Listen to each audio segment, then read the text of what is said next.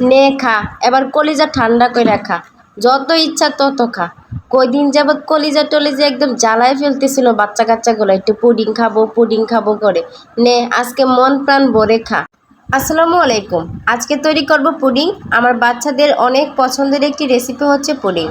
এই পুডিংটা আমার বাচ্চারা অনেক পছন্দ করে, ছোট বড় যেই খাক না কেন এই পুডিংয়ের রেসিপি কিন্তু অতুলনীয়। দেশে এখন যে পরিমাণে গরম পড়েছে, এই গরমে সব কিছু খালি ঠান্ডা ঠান্ডা খাইতেই মন চায়। খালি মন চায় যে ঠান্ডা ঠান্ডা কিছু খাইলেই ভালো লাগবে। সেই জন্য আমি আজকে পুডিং বানিয়ে ফেললাম। পুডিংটা বানানোর জন্য প্রথমে আমি যেই পাত্রে পুডিংটাকে সেট করব, সেই পাত্রে 2 টেবিল চামচ চিনি দিয়েছি আর 1 টেবিল চামচ পানি দিয়েছি। আর এটাকে আমি ক্যারামেল করার জন্য চুলাতে বসিয়ে দিয়েছি অল্প আঁচে। অল্প আঁচে আস্তে আস্তে নেড়ে চেড়ে সুন্দর একটা ক্যারামেল তৈরি করব। নাড়তে থাকতে হবে, নাড়া কিন্তু বন্ধ করা যাবে না, না হয় কিন্তু এক পাশ থেকে পুড়ে যাবে আর তেতো তেতো হয়ে যাবে। সেই কারণে যখন দেখা যাবে কমলা কালার থেকে আর একটু কালার হয়েছে, তখনই কিন্তু সাথে সাথে নামিয়ে ফেলতে হবে। না হয় কিন্তু ক্যারামেলটা একদম তিতা হয়ে যাবে আর পুডিংটা খেতে একদমই ভালো লাগবে না। এই যে দেখেন, এরকম একটু লাল লাল হওয়ার আগে নামিয়ে নিতে হবে, তারপরে নামানোর পরে দেখা যাবে যেন এটা অনেকটা লাল হয়ে গেছে। এই গরমে প্রিয়জনদের ভালোবাসা পেতে এরকম ঠান্ডা ঠান্ডা একটা পুডিংয়ের কিন্তু কোনো জুড়ি নেই। চাইলে যে কোনো সময় আমরা কিন্তু পুডিংটা বানিয়ে ফেলতে পারি। তো আমি আজকের পুডিংটা বানাবো 2টা ডিম দিয়ে। 2টা ডিম দিয়ে পুডিং বানানোর জন্য ডিমগুলোকে প্রথমে আমি সুন্দর করে ভেঙে নিচ্ছি। এবার ডিমগুলোকে আমি একটা কাঁটা চামচের সাহায্যে ভালো করে ফেটিয়ে নিব। হ্যাঁ, আরেকটা কথা, কেউ যদি ভেবে থাকেন যে আমি ইউটিউবে এসেছি শুধু টাকা ইনকাম করতে, এটা কিন্তু নয়। কারণ এটা আমার অনেক ভালো লাগে ভিডিও করা বা অবসর সময়টা নিজের মতো করে কাটানোর সকলেরই অধিকার থাকে। সেই জন্য আমি আমার অবসর সময়টা আমি আমার পছন্দের কাজ দিয়ে করি। যেহেতু রান্নাবান্না আমার কাছে অনেক পছন্দের একটি কাজ, রান্নাবান্না করতে আমার খুব বেশি ভালো লাগে, সেই জন্য আপনাদের সঙ্গে টুকিটাকি কিছু শেয়ার করি। আচ্ছা, তো আমি এখানে দিয়ে দিচ্ছি চিনি। চিনি আমি এখানে 4 টেবিল চামচ চিনি ব্যবহার করব প্রথমে। পুডিং তো আসলে দেখতে যেমন সুন্দর, খাইতেও কিন্তু অনেক মজা। তো আমরা অনেকেই ভাবি যে দেখলে যে অনেক হয়তো বা কঠিন, কিন্তু আসলে পুডিং বানানো তেমন কঠিন কিছুই নয়। পুডিং বানানো কিন্তু একদমই সোজা। আমরা চাইলে বাচ্চাদেরকে প্রায় প্রতিদিনই কিন্তু পুডিং বানিয়ে দিতে পারি যদি বাচ্চারা পছন্দ করে। পুডিংয়ে আমি এখানে ব্যবহার করছি গোলমরিচ। অনেকের কাছেই দেখা যায় যে এলাচের গুঁড়া থাকে না।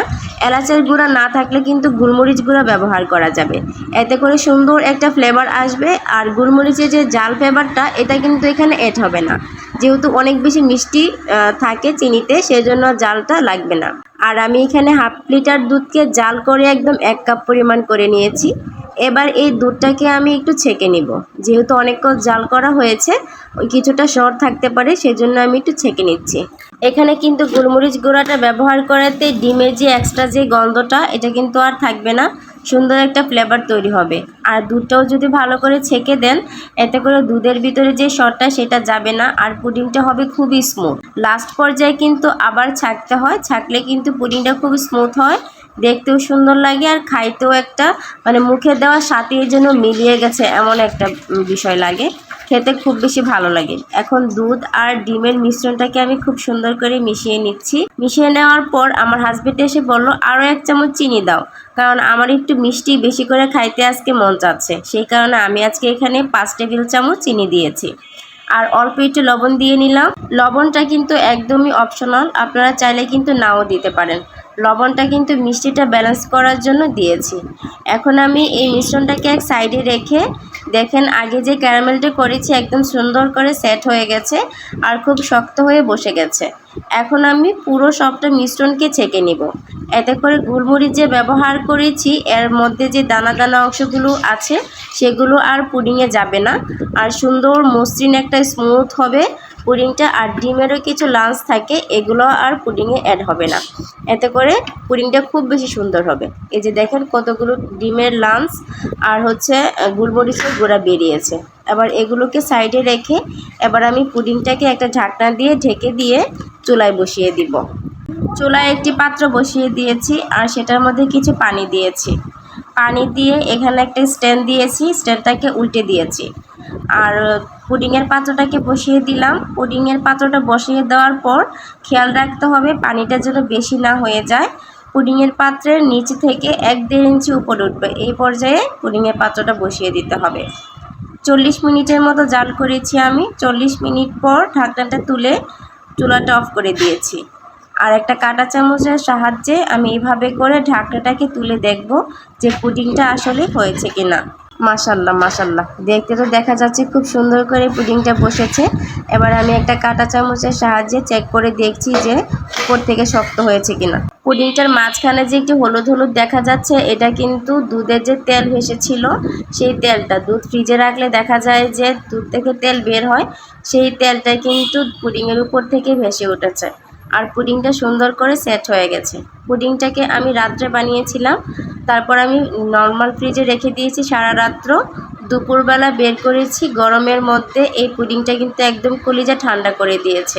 ঠান্ডা ঠান্ডা এরকম একটা পুডিং হলে কিন্তু দুপুরের রোদে আর কিছুই লাগে না, মন প্রাণ শরীর সব কিছুই জুড়িয়ে যায়। বাচ্চাগুলো খুব আনন্দ করে খেয়েছে এই পুডিংটা। আমরা মায়েরা আসলে বাচ্চাদের মুখের হাসিটা দেখার জন্য সব কিছুই করতে পারি। ওরা যাই বলুক না কেন, যাই করুক না কেন, বাচ্চাদের মুখের একটা হাসি দেখলেই কিন্তু কলিজাটা জুড়িয়ে যায়। ওরা যদি কোনো কিছু খেতে চায়, মনে হয় যেন কতক্ষণে সেটা ওর কাছে এনে দিব, সামনে এনে দিব, মানে মনটা যেন কেমন আনচান আনচান করে। বানানোর সময় মনে হচ্ছিল যে বাচ্চারা খেয়ে কেমন বলবে, কিন্তু খেয়ে ওরা অনেক মজা পেয়েছে, কারণ খুব মজা মজা করে খেয়েছে। আর পুডিংটা দেখতেও খুব লোভনীয় আর খুব সুন্দর হয়েছিল। এই যে দেখেন কত সুন্দর হয়েছে পুডিংটা, একদম এদিক সেদিক লড়াচড়া করছে আর খুব সুন্দর হয়েছে। আজকের ভিডিওতে অনেক বেশি বকবক করে ফেলেছি, সবাই ক্ষমা সুন্দর দৃষ্টিতে দেখবেন। আর ভালো লাগলে ভিডিওটি লাইক করে দিবেন। আজকের মতো এই ছোট্ট ভিডিওটি থেকে এখানেই বিদায় নিচ্ছি। আল্লাহ হাফেজ।